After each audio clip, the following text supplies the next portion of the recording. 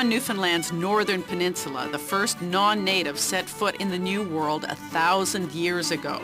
And this is where I started my journey to Newfoundland, just across the Strait of Belle Isle from Labrador, on a ferry heading to tiny Quirpon Island.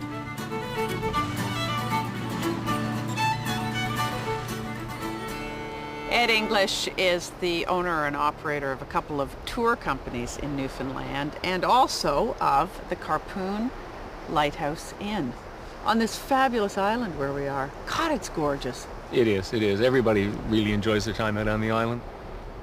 Well, some people would look at a rock like this and say, God, that's barren and bleak, lifeless, harsh. Yeah, absolutely.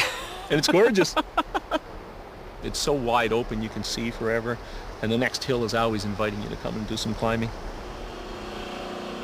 This historic lighthouse still warns ships away from dangerous waters. But the charming little inn next door is also a magnet, drawing adventurers from all around the world. I couldn't resist an adventure of my own.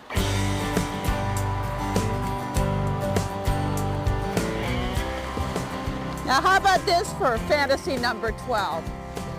I'm learning how to kayak. I've never been in a sea kayak before, just off this incredible Quirpon Island with Mr. Kayak.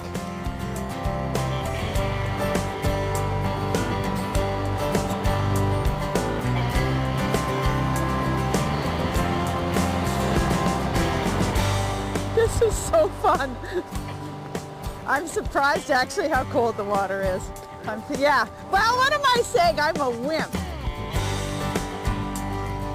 You got to keep an eye out below you too if you think they're around, because quite often you can look down and see the whales go right under the boat. You're kidding. No, you get like their white fins, and you'll see the white fin go right under your kayak. How come this is so popular for whales?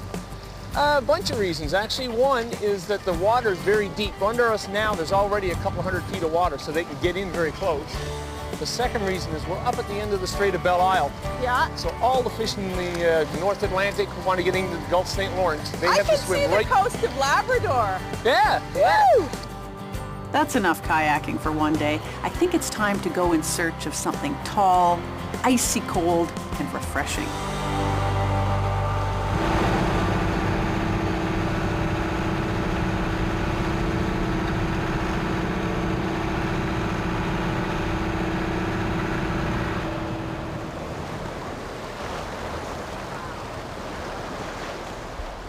That is one of the coolest things ever. That's the first iceberg I have ever seen, and I've been wanting to for years. I was trying to figure out how big it was. I had this guide. They have something called a growler about the size of a Volkswagen, or a bergy bit that's the size of a house. I'm figuring that's a medium-sized berg, because it looks about the size of an aircraft. It's pretty impressive, and the birds love it. They're flying all around it. Now, hundreds of them come down on the Labrador Current on the Strait of Belle Isle every year. There haven't been very many this year. So I'm happy just to see that one. It's pretty beautiful. I've heard you go diving under icebergs.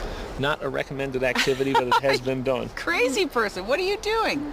Well, actually, I tend to feel safer if you're down really deep. Anything that falls off is not going to penetrate down to get at you. But yeah, it's kind of neat. It's an eerie light, even if you don't go inside them, to swim up to them, because of course they transmit the light. The icebergs can be made 10,000 years old, so in them they can track the Iron Age, they can track Vesuvius erupting, all those sorts of things. So they can actually drill down into an iceberg and go through human history. Okay, the history of this island's really interesting. It is. There's a lot of legends and a lot of true stories about a lot of misery out here, frankly. A lot of people dying, a lot of ships coming ashore. But Vikings came here? Oh, yeah, that's the story. You got mounds. Yeah, we do, and we've got sod hut remains just down here that they haven't even excavated. They did a little test dig, and they know they're thousands of years old, but they don't know how old exactly. We've got pits down there where they know they had 5 dead guys that died in a shipwreck and on boats, and they buried them there temporarily. And was Cartier here? Jacques Cartier? Or close? There's a lot of debate as to who landed where when it comes back to exploring Newfoundland. The only one proven exactly where are the Vikings, of course, and that's just next door to us. When you're standing here, you look over and you're looking right at the Viking site. At Meadows. Yeah.